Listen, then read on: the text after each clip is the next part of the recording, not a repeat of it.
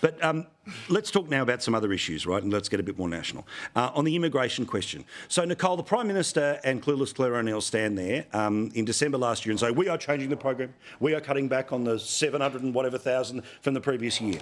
And then the next month, more people come in 1 month than 2000 and then all the way back to 2009. Yet I guarantee tomorrow there'll be no question about this in question time. No follow-up in the press releases anywhere. This is literally, they promised one thing in December, the opposite happened in January. It's just extraordinary. I mean, Labor have completely lost control of the entire immigration portfolio. So it's not just record numbers of people being allowed in when they're saying, oh, no, we're cutting down because we know we don't have enough houses to house everyone and our infrastructure is under pressure and our hospitals are under pressure and cost of living's through the roof. But then it's also the detainee side of things. So there seems to be literally no minister within that portfolio who is capable of doing their job properly.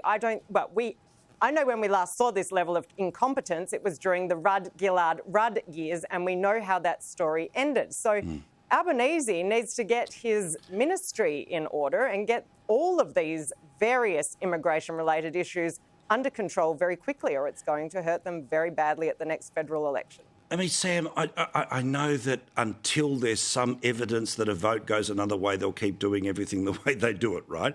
But if you recognise it's such a big problem that you stand up there in December and say, all right, we're going to pull it all back, and then in January there's an immediate opposite effect. Not a great look.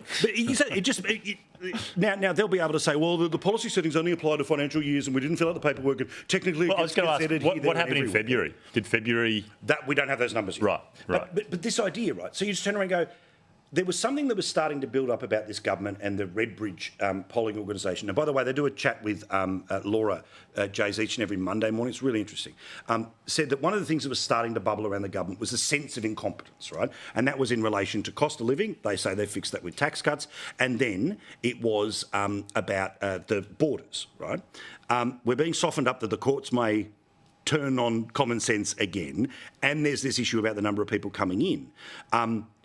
But it seems like any push here is responded by people like nasty Nikki Savva who say that it's offensive to talk about immigration. It's a low road to public office. It matters, right? Look, I want people to come in here and be happy. Sure, I also want them to find a place to rent. Yeah, there's no question that if an election is held on immigration, Labor loses. Has always been the case, always will be the case. So, obviously Labor's going to want to talk about health, education, blah, blah, blah. That said, there's no question that there's a problem in the immigration system that needs to be tightened up. But I think to your point, and also to Nicole's point, where this hurts is in the housing market.